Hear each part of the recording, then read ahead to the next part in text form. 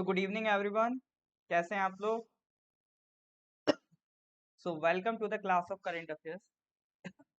तो अपन फरवरी का करंट अफेयर्स डिस्कस कर रहे थे। ठीक है, फरवरी में ये मान के चलिए सेकंड लास्ट क्लास होगा। उसके बाद हमें एक क्लास और लेना है, हम सारा करंट अफेयर्स कंप्लीट कर लेंगे फरवरी का। ठीक है, तो ऑडियो वीडियो क्लियर आ रही है कि नहीं आ रही है आप लोगों तक? हाँ जी सर, ऑडियो वीडियो क्लियर है कि नहीं है?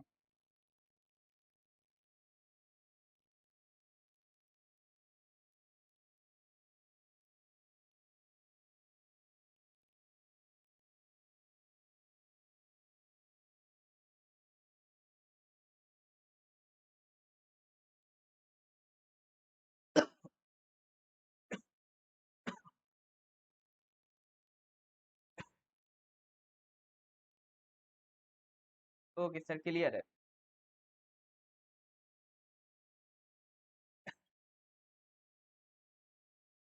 तो पहले कुछ पुराने क्वेश्चंस रिवाइज करते हैं, देखें कितना आपको याद है। ठीक है, देखते हैं। द क्वेश्चन नंबर 49 ये हम कर चुके हैं। ठीक है, तो ये आपको बताना है। The RBI observe financial literacy week 2022 in which month?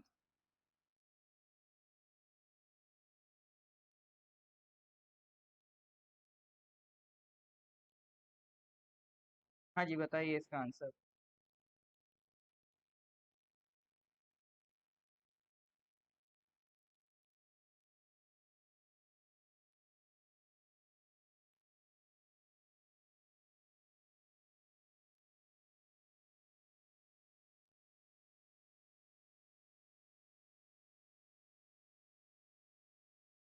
Feb का महीना।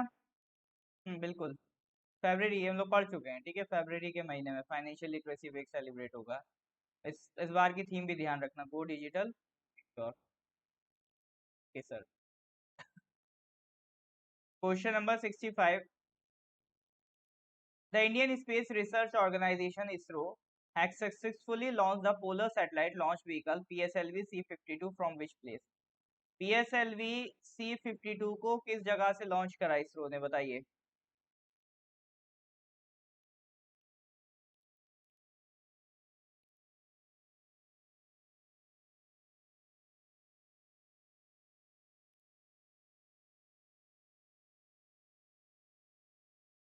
हाँ जी।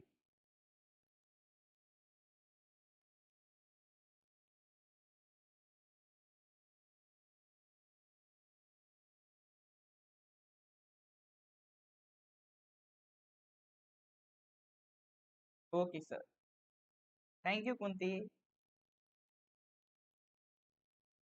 श्रीहरिकोटा। बिल्कुल sir, correct answer is Sriharikota. 85 questions हो गए थे आई थिंक लास्ट क्लास में। ये क्वेश्चन नंबर 65 है। इसका आंसर दो आप। Which state has announce February 15 to be commemorated as Shaheed Diwas? किस स्टेट ने अनाउंस किया कि फरवरी 15 को एज ए शहीद दिवस मनाएंगे? देखो, एक तो 23 मार्च हम लोग मनाते ही हैं, जिस दिन भगत सिंह को फांसी दी गई थी। वो तो नेशनल लेवल पे होता है। बट बिहार ने भी अपना लोकल स्टेट लेवल पे एक फरवरी 15 को सिलेक्ट करा है टू सेलिब्रेट द शहीद दिवस। तो कौन सा स्टेट है, क्वेश्चन ये है आपका। देखिए, ये क्वेश्चन कर चुके हैं तो ये बनने चाहिए। ठीक है,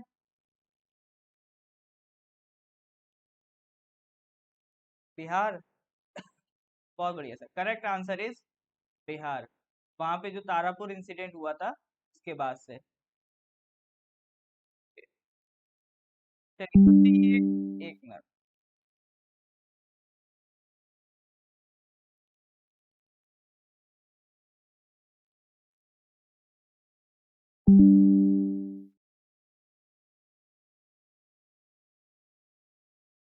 अभी ठीक आ रहा है ना ऑडियो वीडियो?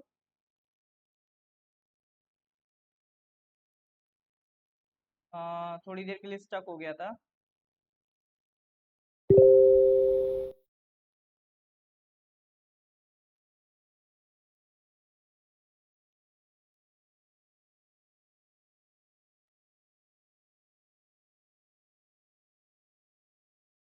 ओके।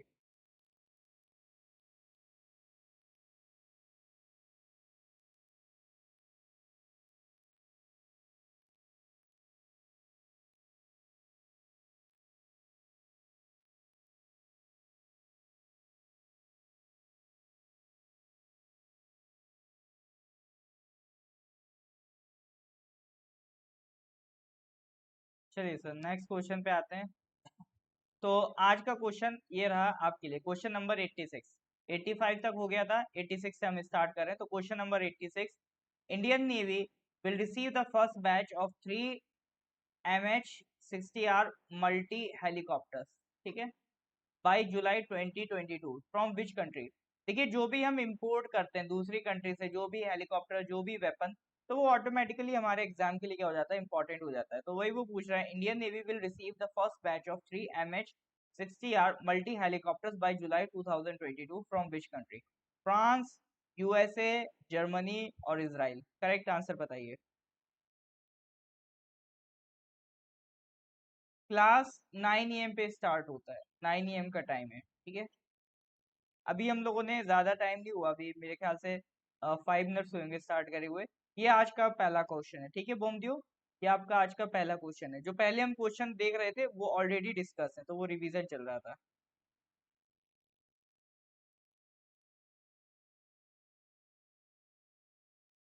लेट नहीं चल रहा। आप आपको कौन सा क्वेश्चन अभी दिखा रहा है? अभी हम लोग क्वेश्चन नंबर 86 पे हैं।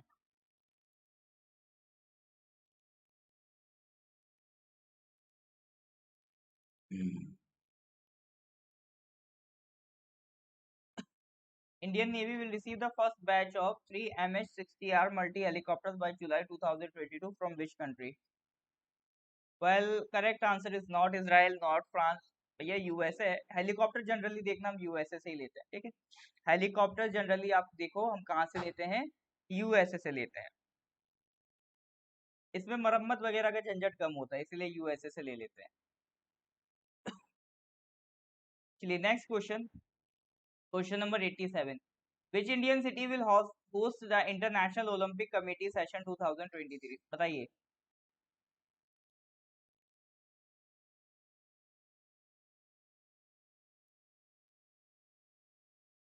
करंट अफेयर्स का पीडीएफ हमारा जो व्हाट्सएप ग्रुप है उसमें अपलोड हो जाता है। जो फ्री व्हाट्सएप ग्रुप है उसमें भी अपलोड हो जाता है। नॉर्थ ईस्ट पीएससी का ऐप है, उसमें भी आप जाओगे तो ऊपर देखना 3 लाइन्स मिलेंगी, उसको टैप करते ही वहां पर भी आपको current affair, free study material का सेक्शन होगा, तो वहां पे भी करंट अफेयर्स मिल जाएगा, ठीक है। बाकी जितने भी हमारे व्हाट्सएप ग्रुप हैं, दो तरह के व्हाट्सएप ग्रुप हैं, एक तो पेड स्टूडेंट्स के लिए, एक फ्री व्हाट्सएप ग्रुप, ठीक है। तो दोनों में ही ये करंट अफेयर्स जब कंप्लीट हो जाता है तो अपलोड हो जाएगा। अदरवाइज आप 8076535685 इस नंबर पे व्हाट्सएप करके उनसे कह देना आप फ्री, ये अमरजीत सर का नंबर है, इस पे आप कह देना कि आपको फ्री व्हाट्सएप ग्रुप में ऐड करना है, ठीक है। तो एक बार आप फ्री व्हाट्सएप ग्रुप में ऐड हो जाओगे, वहां पर ऑटोमेटिकली ये आपको पीडीएफ मिल जाएगा, ठीक है।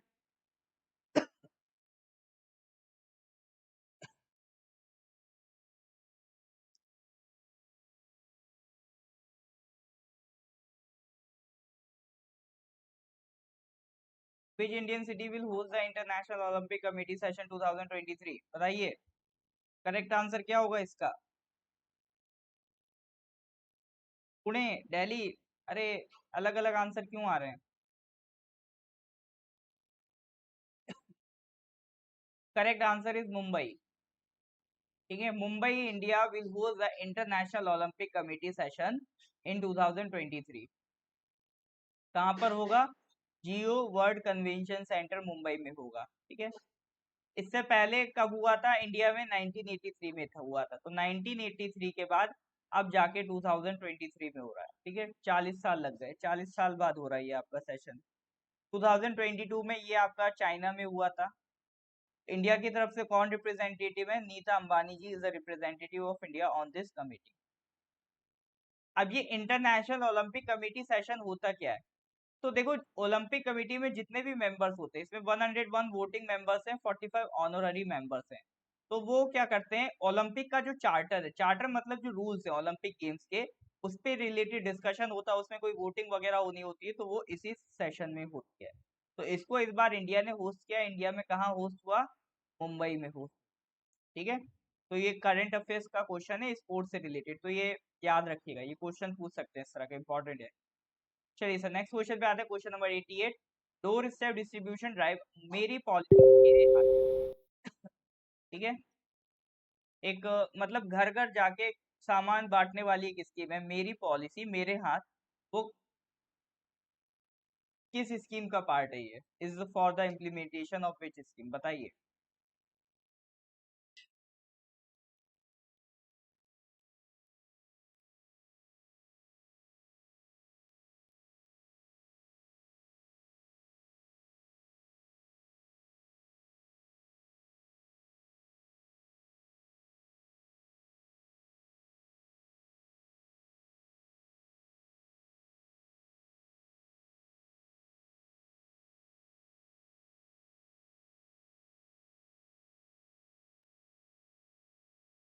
हाँ जी सर।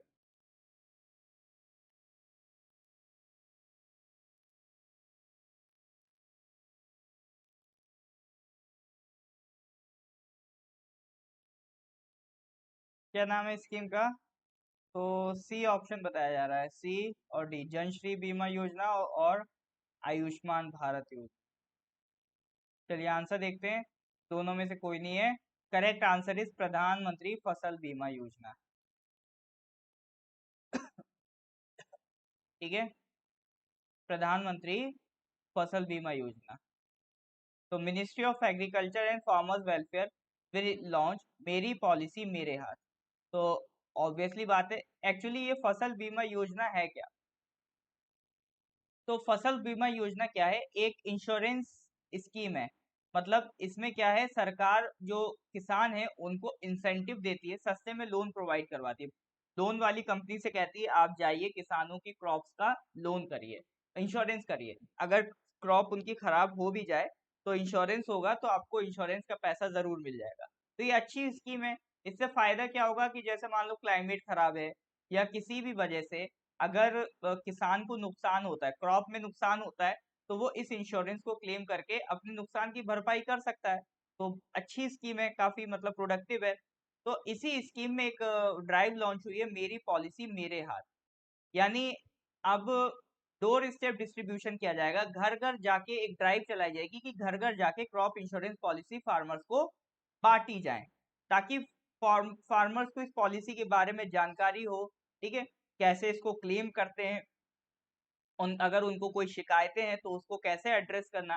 तो ये सारी चीजें घर घर जाके किसानों को सिखानी पड़ेगी, उनको अवेयरनेस देना पड़ेगा, क्योंकि मेजोरिटी ऑफ जो फार्मर्स है उनके पास इस तरह की अवेयरनेस नहीं होती। तो इसके लिए ये पॉलिसी लाई गई है। ठीक है, तो ध्यान रखिएगा, प्रधानमंत्री फसल बीमा योजना ये 2016 में स्टार्ट हुई थी, और इसी का एक इनिशिएटिव है, मेरी पॉलिसी मेरे हाथ। घर घर जाके इंश्योरेंस पॉलिसी बांटी जाएगी। All right sir, next question, question number 89। Who is the author of a recently release book title a nation to protect? एक किताब है अ नेशन टू प्रोटेक्ट, वो किसने लिखी है? बुक्स एंड ऑथर्स के सवाल देखिए खूब आते हैं, जम के आते हैं आपके एग्जाम में, तो ये क्वेश्चन तो आपसे बनने ही चाहिए। हाँ जी बताइए, who is the author of a recently release book title a nation to protect?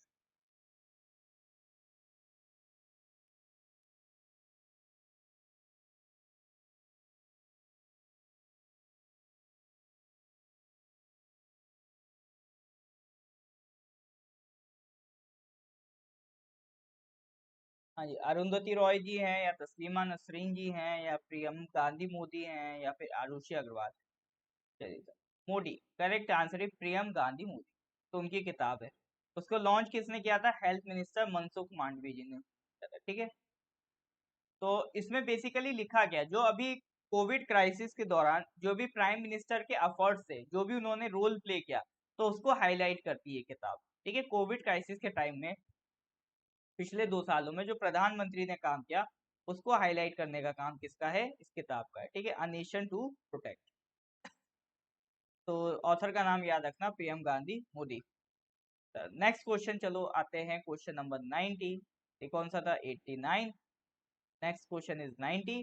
The government is promoting which campaign for positioning India as a global source for the health sector? देखिए, all over world में health के sector में हमारी अभी ranking बहुत अच्छी नहीं है, बट हाँ, जब बात आती है कि बजट हेल्थ पॉलिसीज, मतलब जहाँ पे एक सस्ते में आपका हेल्थ इंफ्रास्ट्रक्चर अच्छा डेवलप हो, जैसे यूएसए वगैरह से लोग काफी इंडिया आ जाते हैं क्योंकि वहां पे हेल्थ में खर्चा काफी होता है, इंडिया में उतना खर्चा नहीं है, तो इसलिए हेल्थ सेक्टर इंडिया में काफी नाम कमाता है। तो ग्लोबल सोर्स बनाना है वर्ल्ड के लिए हेल्थ सेक्टर को, इंडिया को एज ए ग्लोबल सोर्स बनाना है फॉर द हेल्थ सेक्टर। तो इसके लिए सरकार किस कैंपेन को प्रमोट कर रही है? The government is promoting which campaign?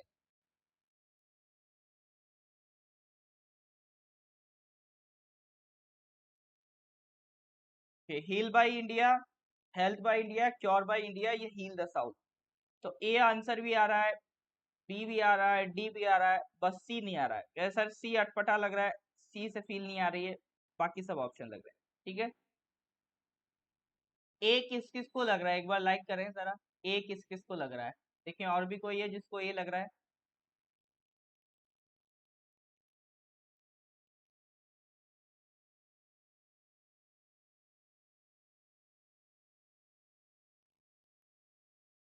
हाँ जी sir.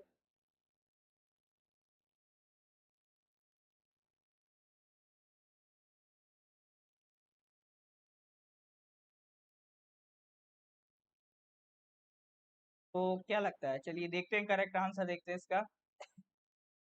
Correct answer is A, बिल्कुल हील बाय इंडिया। तो government of India will be promoting the heal by India initiative to improve India's educational institutions in the health sector. ठीक है, इस initiative से करना क्या है, इंडिया की जो एजुकेशनल इंस्टीट्यूट्स हैं, जो एमबीबीएस कॉलेजेस है, उनको और इम्प्रूव करना है, ठीक है। तो एक कॉन्फ्रेंस हुई थी जिसको हमने कहा था चिंतन शिविर, मतलब जहाँ पे थॉट प्रोसेसिंग हुई थी, हेल्थ मिनिस्ट्री ने ऑर्गेनाइज करी थी, उसका नाम था हील बाय इंडिया। 2 दिन के लिए ये ऑर्गेनाइजेशन, ये आपका कॉन्फ्रेंस चली। तो पर्पस तो यही था कि इंडिया में जो ट्रेन प्रोफेशनल्स हैं हेल्थ सेक्टर में, क्योंकि देखो हेल्थ सेक्टर में ऐसा नहीं है सिर्फ आपका डॉक्टर ही होता है, डॉक्टर के अलावा और भी लोग होते हैं, जैसे आपके वार्ड बॉयज होते हैं, है ना, आपके नर्सेस होते हैं, आपके मतलब और भी टेक्नीशियंस होते हैं, जो भी आपके रेडियोलॉजिस्ट होते हैं। तो ये सारे जो अगर आप क्लब कर लो, ठीक है, डॉक्टर्स को अलावा नर्सेस को क्लब कर लो, ठीक है, टेक्नीशियंस को क्लब कर लो, वार्ड बॉयज हो गए, रेडियोलॉजिस्ट हो गई, तो इन सबको अगर आप कंप्लीटली क्लब कर लो तो पूरा हेल्थ सेक्टर में दिखाई देता है। तो अपार्ट फ्रॉम डॉक्टर कई सारे इंडिया में ट्रेन प्रोफेशनल्स है, उनको जॉब अपॉर्चुनिटीज प्रोवाइड करनी है, उनके लिए जनरेट करना है इनकम का सोर्स, ठीक है, और उनकी एजुकेशन इनहेंस करनी है ताकि वो एक बेटर क्वालिटी ह्यूमन रिसोर्स बन के सामने आए, और इंडिया में के अलावा उन अगर दुनिया में उन्हें कहीं भी भेजा जाए वो वहां काम करने के लिए एलिजिबल हो, इस लेवल को उनको बना देना है, ठीक है। तो ये सरकार का इनिशिएटिव है हील बाई इंडिया, ध्यान रहेगा, हील बाई इंडिया किसके लिए है। चलिए सर नेक्स्ट क्वेश्चन पे आते हैं, question number 91। Which movie was adjust film of the year in the Dada Saheb Phalke international film festival award 2022? अभी Dada Saheb Phalke international film festival award हुआ था 2022 का, तो किस मूवी को फिल्म ऑफ द ईयर दिया गया है?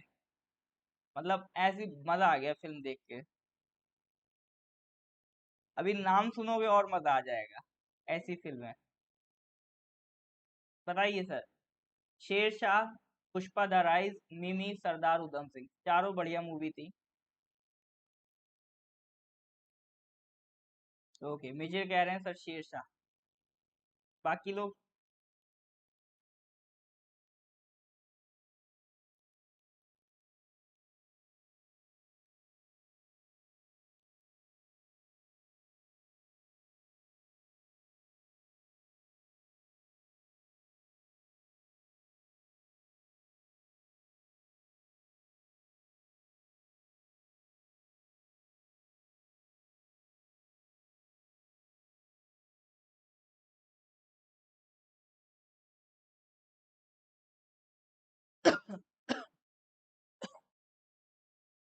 Alright sir, which movie was adjust film of the year in the Dada Saheb Phalke? अरे ये सर मतलब ये गलत नहीं होना चाहिए, तो कई लोगों का दिल शायद टूटने वाला है। Correct answer is Pushpa the rise. Pushpa the rise, बाहु कह रहा है मैं झुकेगा नहीं। ठीक है, पुष्पा द राइज देखिए कि नहीं देखिए। हाँ, पुष्पा नहीं भी हो सकता है, नहीं पुष्पा है। ठीक है, फिल्म ऑफ द ईयर किसे मिला? पुष्पा द राइज को मिला है। और भी अवार्ड है, जैसे film of the year Pushpa the rise को मिला है, बेस्ट फिल्म अवार्ड शेरशाह को मिला है। ठीक है, बेस्ट एक्टर किसको मिला? रणवीर सिंह को मिला। बेस्ट एक्ट्रेस किसको मिला? कृति सेनन को मिला है। उसके अलावा बाकी इतने अवार्ड इम्पोर्टेंट नहीं है। ठीक है, बाकी और अगर पढ़ना हो आपको कि supporting role, actor, actress, negative में किसको मिला है ना, people's choice best actor, people's choice best best actress, तो ये सारे एक बार आप पढ़ लेना। लेकिन मेन यही है जो रेड में मार्क दें, ये ज़्यादा इंपॉर्टेंट है आपके एग्जाम के लिए। ठीक है, हाँ जी, गाना सुना है, नहीं देखा तो देख लेना। अरे इतना भी क्या पढ़ोगे यार, थोड़ा बहुत मूवी वूवी के लिए टाइम निकाल लिया करो। पसंद नहीं है तो बात अलग है, किताबों पढ़ने का शौक है तो आप किताबें, अपना अपना शौक है। लेकिन बस ये अपने आप को बहुत ज़्यादा कंस्ट्रेन नहीं करना है कि मैं ये काम नहीं करूँ। जो भी काम करो एंजॉयमेंट से करो, पढ़ाई लिखाई भी करो एंजॉयमेंट के साथ करो। जितना भी पढ़ना है, जितनी देर पढ़ो एंजॉयमेंट के साथ पढ़ो। ठीक है, जैसे हमारे एक टीचर थे, ठीक है, वो यही कहते थे कि अगर आप एंजॉय नहीं कर रहे हो तो अपने साथ क्या कर रहे हो? हैरेसमेंट कर रहे हो। वो नहीं करना है आपको। ठीक है, अपने ऊपर इतना बर्डन नहीं देना है क्योंकि वो आप ही को निगेटिवली इम्पैक्ट करेगा।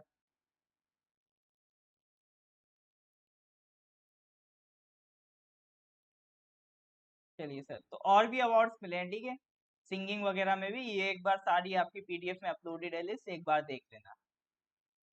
कई सारे अवार्ड मिले थे तो सारे मैंने यहाँ पर आपका क्लब कर दिए। देखिए, करंट अफेयर्स क्लास कराने का मतलब ही यही होता है, करंट अफेयर से रिलेटेड सारी चीजें। जैसे कई लोगों को शायद लगता हो कि सर आप तो एक क्वेश्चन करा देते हैं, उसका आंसर दे देते हैं, इसमें हम कंप्लीट नॉलेज कैसे ग्रैब करेंगे? तो कंप्लीट नॉलेज आप ऐसे ही ग्रैब करेंगे, क्योंकि उससे रिलेटेड अगर एक कंसेप्ट हम डिस्कस करते हैं तो उससे आसपास के आजू बाजू के सारे रिलेटेड कंसेप्ट हम डिस्कस कर लेते हैं। ठीक है, एक भी कंसेप्ट एक्स्ट्रा अपना नहीं बचता है। जितना भी आपका एग्जामिनर पूछता है उस पूछ सकता है, उससे ज्यादा ही हम डिस्कस कर लेते हैं। अब आपकी क्या जिम्मेदारी है? आपकी जिम्मेदारी है कि इसको अच्छे से कंप्लीट करें। दो सवालों के जवाब मैं देना चाहूंगा। ठीक है, देखिए पहला क्वेश्चन क्या आता है? पहला क्वेश्चन आता है कि सर करंट अफेयर्स किस दिन से स्टार्ट करें?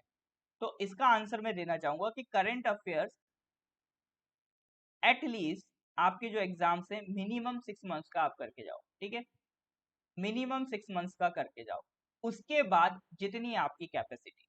ठीक है, लेकिन ऐसा भी नहीं कैपेसिटी है तो सर मतलब 3-4 साल का कर लो, मतलब 6 मंथ से लेकर 12 मंथ्स तक का इतना करके जाओ। मिनिमम 6 मंथ्स का करके जाओ, मैक्सिमम 12 मंथ्स करके जाओ। ठीक है, इतना करंट अफेयर्स आपका रेडी रहना चाहिए। सर ये 6 महीने 12 महीने किस दिन से जोड़ू मैं?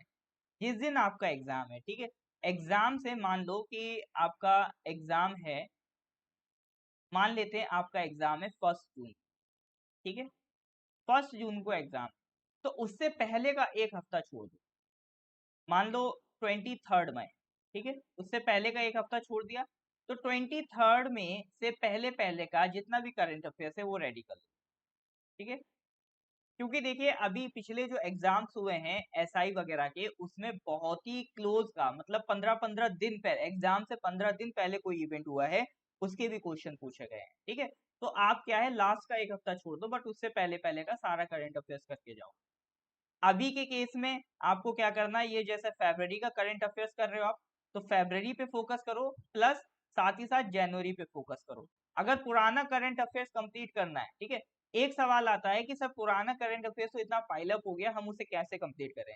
तो उसका तरीका ये है कि जैसे अभी जो करंट में आपका चल रहा है, जैसे फरवरी का चल रहा है, तो इसको तो साथ ही साथ करते चले आओ। ठीक है, साथ ही साथ करते चले आओ, और इससे जस्ट 1 महीने पहले का उठा लो करंट अफेयर। जैसे फॉर एग्जांपल अभी फरवरी का कर रहे हो, तो इससे जस्ट 1 महीना पहले जनवरी 2022 का करंट अफेयर्स आपने उठा लिया। ठीक है, तो ये करंट अफेयर्स आप कर रहे हो, डेली हम 10 to 15 क्वेश्चन करते हैं, इस जनवरी में से भी आप मिनिमम 10 क्वेश्चन डेली उठा लो। ठीक है, मिनिमम 10 क्वेश्चंस डेली उठा लो, और हर मंथ में करीब 100 क्वेश्चंस हम आपको प्रोवाइड करते हैं। तो 100 क्वेश्चंस के हिसाब से अगर आप डेली 10 क्वेश्चंस कर रहे हो तो 30 डेज में कितने हो गए सर? 300 क्वेश्चंस। 300 क्वेश्चंस मतलब आपने 3 मंथ्स का करंट अफेयर्स प्रिपेयर कर लिया। तो आपका जो रेगुलर चल रहा है वो तो करते ही रहो, प्लस साथ ही साथ क्या है कि एक महीने में, जैसे मान लो आप अप्रैल स्टार्ट हो गया, ठीक है, अप्रैल में आप फरवरी का भी कर रहे हो प्लस पिछला कर रहे हो, तो पिछला कौन सा कर लोगे? जनवरी 2022 हो जाएगा, 3 मंथ्स का बन रहा है। और कौन सा हो जाएगा सर? दिसंबर 2021 का हो जाएगा। और क्या हो जाएगा? नवंबर 2021 का हो जाएगा। तो आप सिर्फ अप्रैल के महीने में सोच रहे हो, फरवरी तो आपका चल ही रहा है, प्लस ये भी करंट अफेयर्स आपने निपटा लिया, मतलब एक महीने में आप 4 महीने का करंट अफेयर्स निपटा सकते।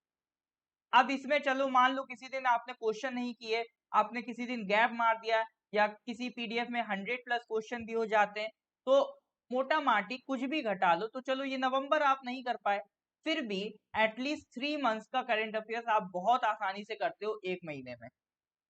ठीक है, ये स्कीम आपके लिए है, सिर्फ आप ही के लिए। तो एक महीने में 3 महीने का करंट अफेयर्स आप अपना रेडी कर सकते हो। और करंट अफेयर्स के लिए सर क्या करें? मतलब पीडीएफ पढ़ें या वीडियो लेक्चर देखें? देखिए, अगर पीडीएफ देखना चाहते हैं आप पीडीएफ देखिए, बट मैं रिकमेंड करूंगा वीडियो लेक्चर जरूर देखिए, क्योंकि अ, थोड़े ऐसे कॉम्प्लेक्स टॉपिक होते हैं, बोरिंग टॉपिक होते हैं, जो शायद हम खुद से समझने में टाइम लें। तो वीडियो लेक्चर में क्या है, आपके जितने भी लेक्चर्स हुए हैं, ये सब हमने क्या करा, यूट्यूब पे प्रॉपर आपको प्लेलिस्ट मिल जाएगी। यूट्यूब पे जाना है, नॉर्थ ईस्ट पीएससी नाम से हमारा यूट्यूब चैनल है, ठीक है, नॉर्थ ईस्ट पीएससी नाम से यूट्यूब चैनल है, वहां पे चले जाओ आप। वहां पे यूट्यूब प्लेलिस्ट बनी हुई है, प्लेलिस्ट वाले ऑप्शन में जाना, तो आप नोटिस करोगे जनवरी 2021 से लेकर ये फरवरी 2022 तक की हर एक महीने की एक सेपरेट प्लेलिस्ट मिलेगी। ठीक है, तो अगर आपको फरवरी का देखना है तो फरवरी प्लेलिस्ट ओपन कर लेना, जनवरी 2021 का देखना है तो उसकी प्लेलिस्ट ओपन कर लेना। अब यूट्यूब पे वो लेक्चर रिकॉर्डेड फॉर्म में पड़े हुए हैं, तो उनको स्पीड क्या कर दोगे, 1.5 टाइम्स, मिनिमम 1.5 टाइम्स कर देना, तो 1 घंटे का लेक्चर 40 मिनट में आप कंप्लीट कर सकते हो। उसके बाद पीडीएफ भी आपको मिल जाएगी, आपको व्हाट्सएप ग्रुप पे मिल जाएगी, आप अगर पेड ग्रुप में है तो उस पे मिल जाएगी, अदरवाइज हमारा ऐप पे मिल जाएगी। ठीक है, हर जगह पीडीएफ अपलोडेड है, वहां से आप पीडीएफ अपलोड डाउनलोड कर सकते हैं, उससे क्वेश्चन को रिवाइज कर सकते हैं। ठीक है, तो ये प्रोसीजर है जो आपको फॉलो करना है करंट अफेयर्स के लिए। इज दैट क्लियर और नॉट?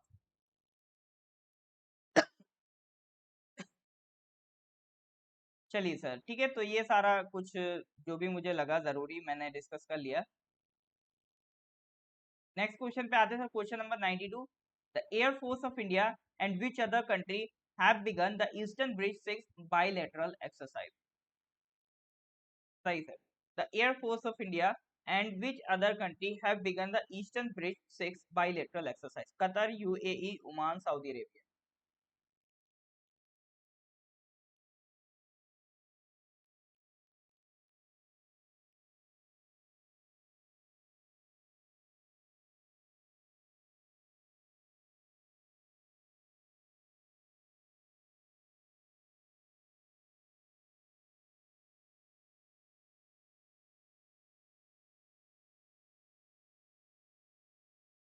हाँ जी, the air force of India and which other country have begun the exercise का नाम क्या sir? Eastern bridge 6 bilateral exercise. तो एयरफोर्स ने किस कंट्री के साथ इसे स्टार्ट करा है?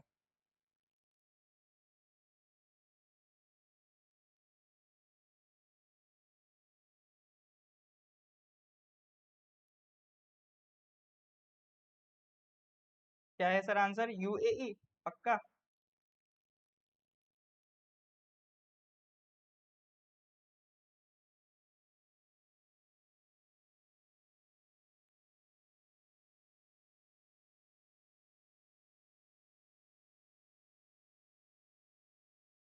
चलिए देखते हैं।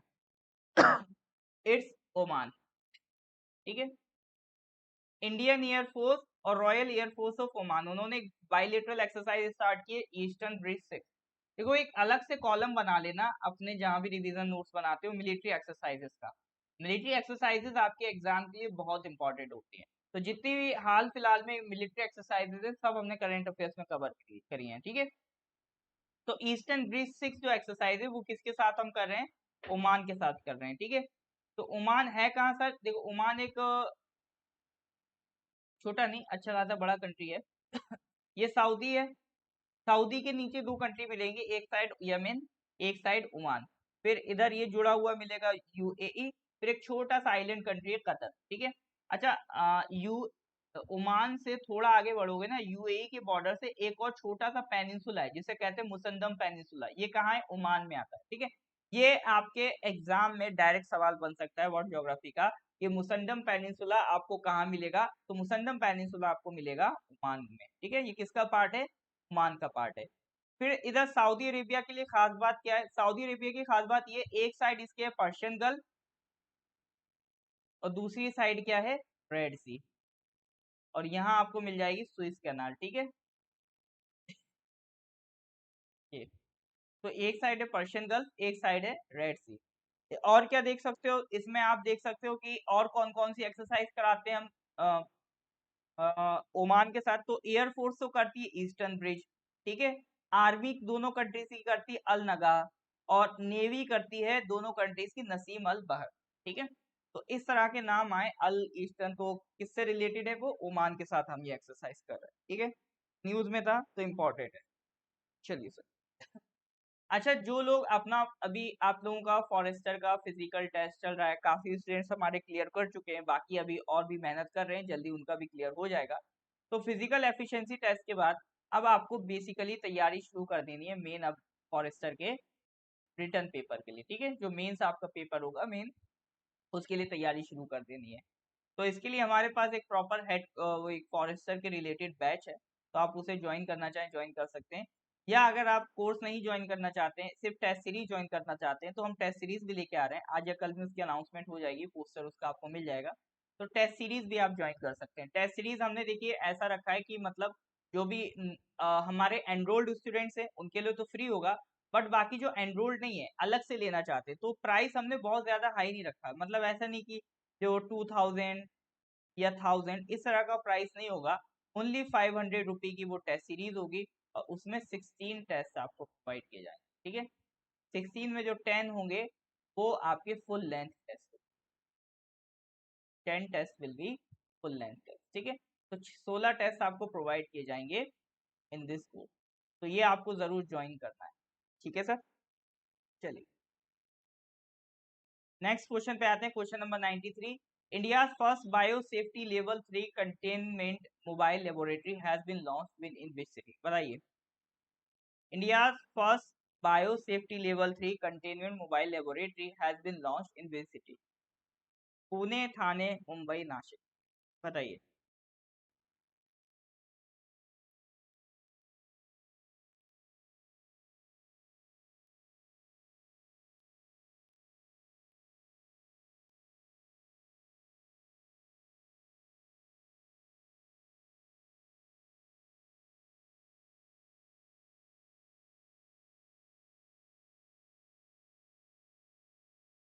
अभी आंसर नहीं आया आप लोगों का मेरे पास?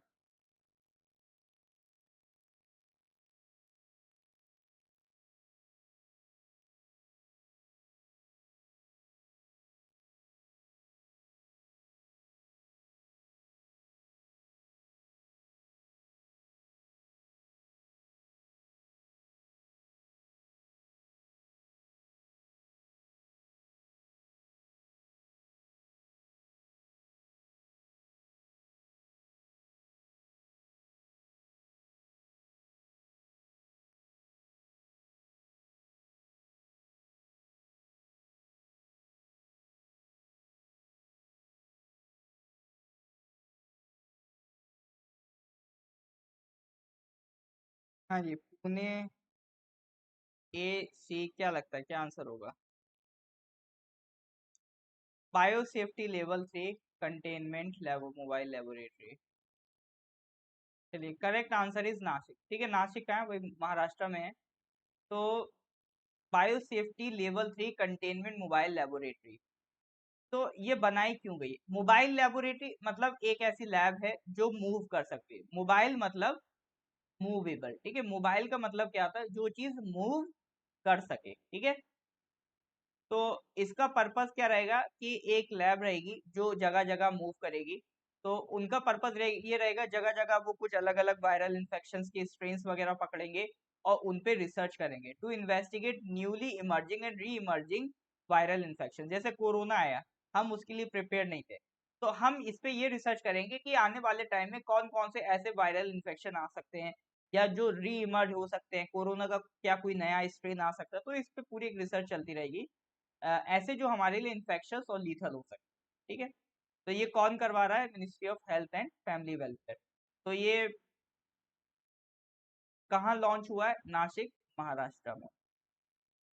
चलिए सर, ये तो लॉन्च हो गया। Question number 94, astronomers have discovered the largest Galaxy ever discovered, what is the name of the Galaxy? Galaxy क्या होता है? जैसे डिफरेंट डिफरेंट सोलर सिस्टम, जैसे सन है उसका अपना एक सोलर सिस्टम है, तो जितने डिफरेंट सोलर सिस्टम्स होते हैं उन सबको अगर आप मिला दो, एक कंबाइन करके, तो क्या बनता है? गैलेक्सी बनता है। तो अभी तक कई सारी गैलेक्सी थी, लेकिन अभी एक नई गैलेक्सी डिस्कवर की गई है और वो अभी तक की सबसे बड़ी गैलेक्सी है। ठीक है, लार्जेस्ट गैलेक्सी एवर डिस्कवर्ड, तो वही वो नाम पूछा है जो बिल्कुल अभी नई गैलेक्सी ढूंढ के लाए हैं, और जो सबसे बड़ी गैलेक्सी अभी तक की, उसका आपको क्या बताना है? नाम बताना है। बताइए सर, क्या नाम होगा? देखिए, अगर लेक्चर आपको समझ में आ रहा हो, लग रहा हो आपका काम आता है, तो प्लीज इसको लाइक कर दिया करिए और इसको शेयर भी कर दिया करिए। ठीक है, चलिए सर, इसका आंसर दीजिए।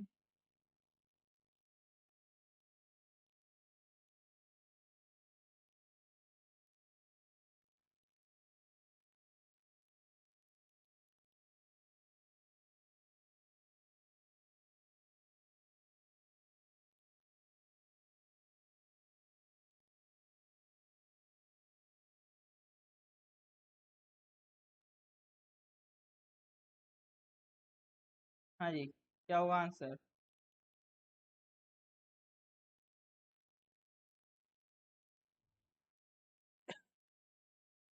गैलेक्सी का नाम है अल्साइनियस। ठीक है, अल्साइनियस एक टेलीस्कोप है, वाइड फील्ड इंफ्रारेड सर्वे एक्सप्लोरर, वाइज टेलीस्कोप, और लोफर नेटवर्क को, low frequency array loafer network wise telescope को यूज करके हमने एक नई गैलेक्सी ढूंढी है, that is 3 billion light years away. ठीक है, तो उसका नाम क्या है? अल्सीनियस। ठीक है, अल्सियनियस। आलसी याद रख लेना। ठीक है, बड़ी सी गैलेक्सी है, आलसी है। ठीक है, बड़ी सी गैलेक्सी डिस्कवर की, कैसी है सर? आलसी गैलेक्सी है, ध्यान रख लेना, अगर पूछा जाएगा आप गलत नहीं करोगे। ठीक है, चलिए sir, next question, question number 95, which state government is set to launch project arohan, a 4 year mentorship program for students? बताइए, which state government is set to launch project arohan, a 4 year mentorship program for students? Haryana, Assam, Uttar Pradesh, Tripura.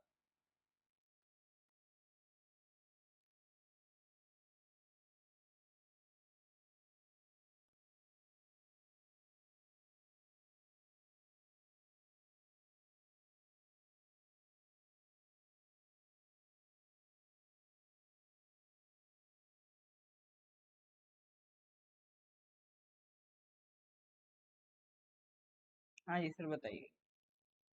Project Aarohan, a 4 year mentorship program for students, it is definitely it is by Assam. ठीक है, तो ये आसाम ने launch किया है। तो Assam government will launch a 4 year mentorship programme जिसका नाम क्या? प्रोजेक्ट आरोहन। तो स्टूडेंट्स की स्किल्स को बढ़ाने के लिए और गाइडेंस देने के लिए ये बनाया गया, मतलब जैसे स्किल इंडिया प्रोग्राम है उसी की तरह है ये।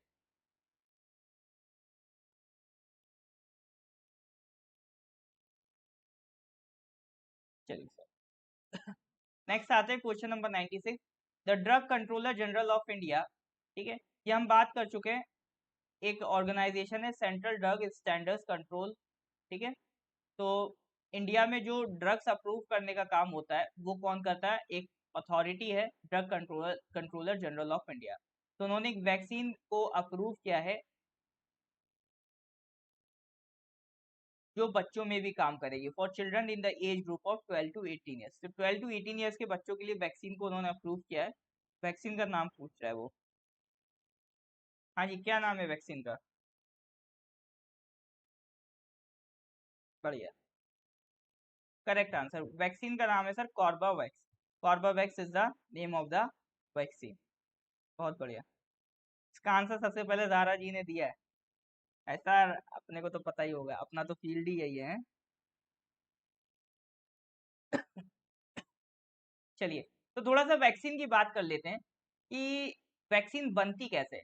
मान लो कल आपसे बोल दिया जाए कि वैक्सीन बना के लाओ, ठीक है, तो ये नहीं मना कर दोगे, बना लाना। कैसे बनाओगे?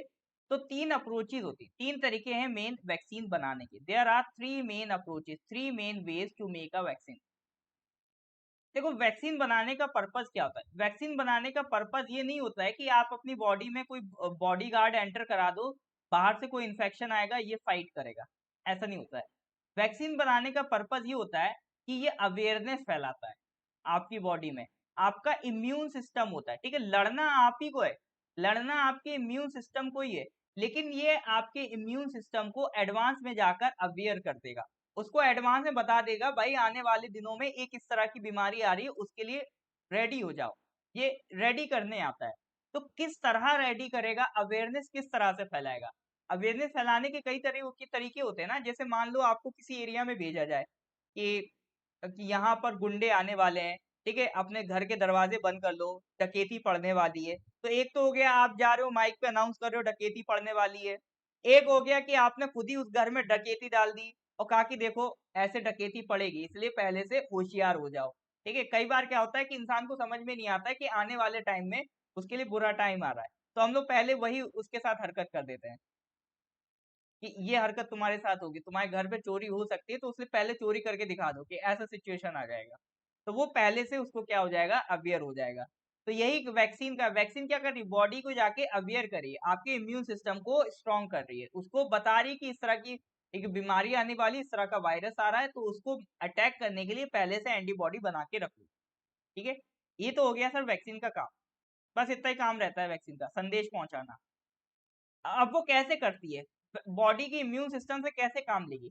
एक तरीका तो ये है कि आप क्या करो, पूरा एक जो जैसे कोरोना वायरस चल रहा है, तो आपने क्या करा, पूरा वायरस का एक टुकड़ा उठा के बॉडी में डाल दिया। ठीक है, पूरा वायरस का एक टुकड़ा उठाया बॉडी में डाल दिया, एक टुकड़ा जाएगा उसको देख के बाकी पूरी बॉडी एक्टिव हो जाएगी, अरे बाबा कोई फॉरेन एलिमेंट आया है, चलो काम पे लग जाओ। दूसरा तरीका क्या है, दूसरा तरीका है कि आपने पूरा, तो वायरस नहीं डाला, वायरस का एक थोड़ा सा हिस्सा डाल दिया। जैसे ये कोरोना वायरस होता है, इसमें एक तो ये पूरा वायरस है, ये इसका सरफेस है, ये इसमें कोरोना के स्पाइक्स हैं, ठीक है, ये स्पाइक्स ही होते हैं, ये जो आप ये देख रहे हो ना, जो इसमें स्पाइक्स निकले होते हैं, यही जाके अटैक करते हैं हमारी बॉडी में। ठीक है, और फिर इस कोरोना वायरस का भी अपना कुछ कोड होगा, जेनेटिक कोड होगा, डीएनए होगा, आरएनए होगा। ठीक है, तो ये पूरा एक वायरस होता है। आपने क्या करा, आपने पूरा वायरस नहीं डाला, इसके जो स्पाइक थे बस वो बॉडी में डाल दिया। क्योंकि देखो स्पाइक डालोगे पूरी बॉडी तो गई नहीं, तो चांसेस कम हो गए कि ये वायरस अपनी कॉपी बना पाए। अब अपनी कॉपी बना पाएगा नहीं, क्यों? क्योंकि ये पूरा अपलोड ही नहीं करा आपने, इसका छोटा सा हिस्सा अपलोड कर दिया, एक छोटा सा हिस्सा फेंक के मार दिया बॉडी में, ताकि बॉडी अवेयर हो जाए कि इस तरह की कोई चीज आ सकती है फ्यूचर में, अभी से रेडी हो जाओ। तो टुकड़ों में या तो आप स्पाइक भेज दो, या फिर आप क्या कर सकते हो, सिर्फ उस वायरस का जेनेटिक मटेरियल भेज दो, एक कोड भेज दो, जेनेटिक मटेरियल भेज दो, उससे वो वायरस समझ जाएगा कि हाँ, बॉडी समझ जाएगी कि इस तरह का कोई वायरस आने वाला है, हमें अभी से रेडी हो जाना है। ठीक है, या तो मतलब पूरा पूरा आपने आदमी भेज दिया, है ना, या फिर उसका आपने मान लो कोई हिस्सा भेज दिया, या फिर उस हिस्से का, उस पर्सन का आपने कोई मोबाइल नंबर भेज दिया। ठीक है, जैसे आपको मतलब अवेयर करना है कि चोर आने वाले हैं आपके गांव में, या तो पूरा चोर उठा के भेज दो, मतलब ऐसा नहीं पूरा ग्रुप एक चोर उठा के भेज दिया। या क्या करा आपने, चोर तो नहीं भेजा, चोर का मान लो कोई जो हथौड़ा है जिससे चोर ताला तोड़ेगा, तो उसके आपने वेपन भेज दिए चोर के। या फिर क्या कर सकते हो, आप चोर का मोबाइल नंबर भेज दो कि हाँ ये चोर है, ये आने वाला है, इसकी प्रोफाइल भेज दो कि देखो ये ऐसा दिखता है, इस तरह से आने वाला है, तो आप रेडी हो जाओगे। तो तीन अप्रोचेज हो गई। अब पहली अप्रोच है होल वायरस वाली, इसमें भी तीन तरीके हैं। ठीक है, या तो आप एक इनएक्टिवेटेड मतलब वायरस भेजो, मतलब ऐसा मरा हुआ वायरस, ठीक है, या फिर आप जिंदा वायरस भेजो, या फिर आप ऐसा वायरस भेजो जो क्या हो, वायरल वेक्टर वैक्सीन बनाए। दूसरा है सब जो ये जो ये होल माइक्रोब अप्रोच जो हमने बात करी, इसमें 3 तरह की वैक्सीन बनती हैं, ठीक है। एक होती इनएक्टिवेटेड वैक्सीन, एक होती लाइव एटेन्यूएटेड वैक्सीन, एक होती वायरल वेक्टर वैक्सीन, ठीक है। तो इसमें क्या होगा, इन सब 3 तरह की वैक्सीन बनेगी। कुंती जी इस बार ये तो मतलब थोड़ा सा वैसा है, डिबेटेबल क्वेश्चन है, ठीक है। इसमें यस और नो में मैं आंसर नहीं दूंगा, ठीक है। इसी तरह से जो दूसरा हमने अप्रोच पढ़ा था, उसका एक टाइप होता है, उससे जो वैक्सीन बनती है उसे कहते हैं सब यूनिट वैक्सीन, और इससे जो वैक्सीन बनती है ये कहते हैं genetic approach nucleic acid vaccine, ठीक है। चलिए, तो अब कॉर्बावैक्स की बात करते हैं। कॉर्बावैक्स क्या है, it is India's indigenous Covid 19 vaccine, ठीक है। ये अपनी लोकल की वैक्सीन है, अपनी खुद की देशी बनी हुई वैक्सीन है। ये फेज 3 के क्लिनिकल ट्रायल्स इसमें चल रहे हैं। ये कौन सा टाइप है, सब यूनिट वैक्सीन है, ठीक है। सब यूनिट मतलब इसमें आपने एक छोटा सा हिस्सा, मतलब स्पाइक्स को भेजा है बस वैक्सीन बनाने के लिए, ठीक है। अब जो स्पाइक प्रोटीन है वो वायरस को एंटर कराएंगे बॉडी में, और उससे वो रेप्लिकेट कर सकता है, लेकिन चूंकि आपने स्पाइक भेजा है तो वो नुकसान नहीं पहुंचाएगा, लेकिन आप बॉडी में इम्यून सिस्टम जरूर डेवलप कर देगा। अब कोर्बावैक्स और बाकी वैक्सीन में क्या डिफरेंस है, देखो बाकी वैक्सीन क्या होती है, mRNA वैक्सीन होती हैं, उसमें आप क्या भेज रहे हो, सिर्फ जेनेटिक कोड भेज रहे हो, ठीक है। या फिर वायरल वेक्टर वैक्सीन होती हैं। तो जैसे जो जेनेटिक वाली वैक्सीन है वो कौन सी, फाइजर मॉडर्ना। वायरल वेक्टर कौन सी, कोविशील्ड स्पुतनिक 5, ठीक है। और जो इनएक्टिवेटेड वैक्सीन है जिसमें आप क्या कर रहे हो, मरा हुआ वायरस डाल रहे हो, जैसे कोवैक्सीन, ठीक है।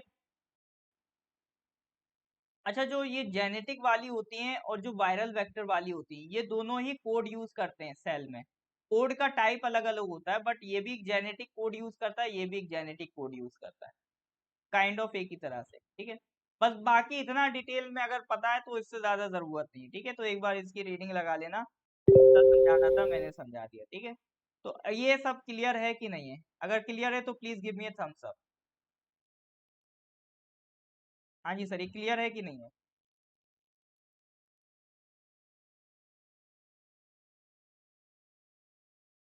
आ रहा है कि नहीं आ रहा है, कि सर चला ही आ रहा है।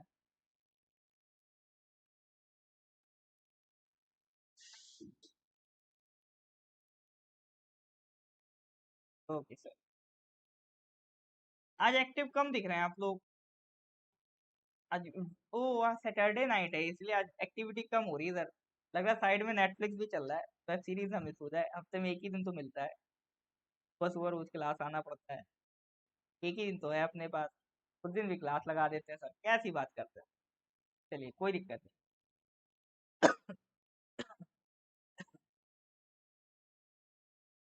चलिए, तो एक क्वेश्चन और करेंगे, question number 97। Which country successfully test fired Sea Dome new naval air defence system, बताइए। एक नेवल एयर डिफेंस सिस्टम है सी डॉम, किसने टेस्ट फायर करा है, किस कंट्री।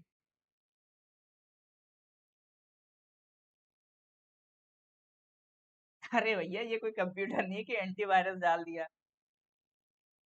एंटीवायरस नहीं होता, वो खुद ही वायरस होता है आपका इंजेक्शन में।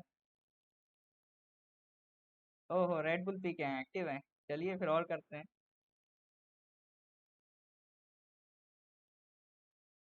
बताइए सर। इसराइल, डोम वर्ड दिख जाता है ना तो इसराइल ही आता है दिमाग में answer. Alright, correct answer is Israel.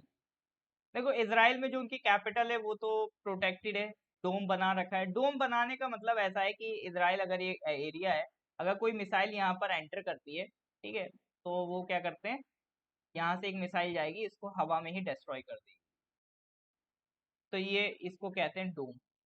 तो इसी तरह से नेवल एयर डिफेंस सिस्टम भी अपना अलग डोम बना रहा है, ताकि उसके आसपास की जो नेवी है, नेवी यहाँ मतलब कॉन्टिनेंट तक ही ना आने दे, नेवी ही अगर यहाँ पर खड़े होके उस मिसाइल को अटैक कर सकती है, ठीक है। तो intercept and destroy short range rockets and missiles from Gaza strip. तो इसके लिए एक सी डोम बना रहे हैं, कौन बना रहा है, इसराइल बना रहा है। चलिए next question, question number 98। Which state launch India first night navigation mobile application for ferry services. Ferry जो आपकी टैक्सी वगैरह चलती है ना,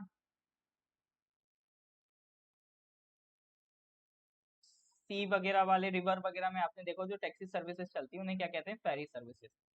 तो इंडिया का पहला first night navigation mobile application, मतलब रात में भी आपको रास्ता दिखाएगा, किस स्टेट ने बनाया बताइए?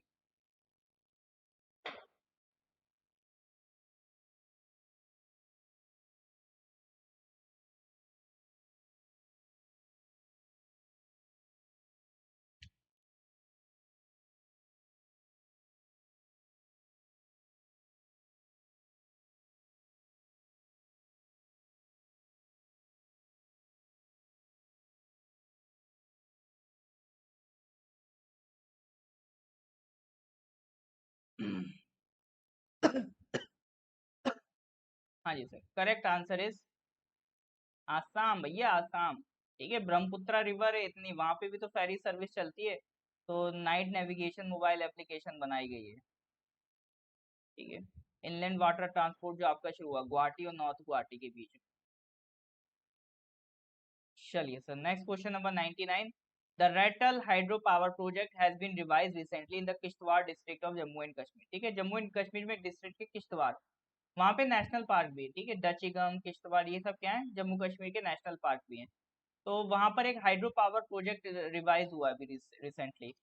तो वो किस नदी पे बना है? जो रेटल हाइड्रो पावर प्रोजेक्ट है किश्तवाड़ डिस्ट्रिक्ट में, ये किस नदी पे बना है? इस तरह के क्वेश्चन आपके एग्जाम में पूछता रहता है, तो हमें पता होना चाहिए। हाँ जी सर, बताइए।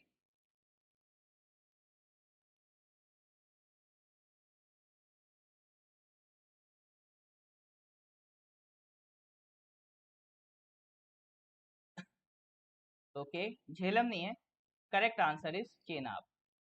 चेनाब, ध्यान रखना ये कहाँ से निकलती है, बारह लचाला पास से निकलती है, लाहौल स्पीति में पड़ता है, दासका रेंज का पार्ट है। दो नदियां हैं छोटी छोटी, एक चंद्रा, ठीक है, और एक भागा।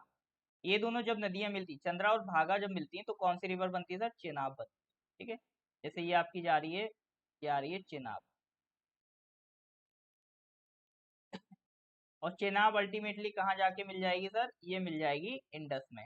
बाकी सारी नदियां देखो इंडस चेनाब में आके मिलती हैं। ठीक है, जैसे झेलम है, झेलम भी कहाँ के मिले? चेनाब में। रावी भी कहाँ के मिलेगी? चेनाब में। सतलज भी कहाँ मिलेगी? चेनाब में। ठीक है, और ये सारी चेनाब से होते हुए कहाँ मिल जाएंगी? इंडस में मिल जाएंगी। तो चेनाब दो नदियों से मिलके बनी है, चंद्रा और भागा। ठीक है, किस पास के नियर है? तो बारह लचला पास, याद रखना।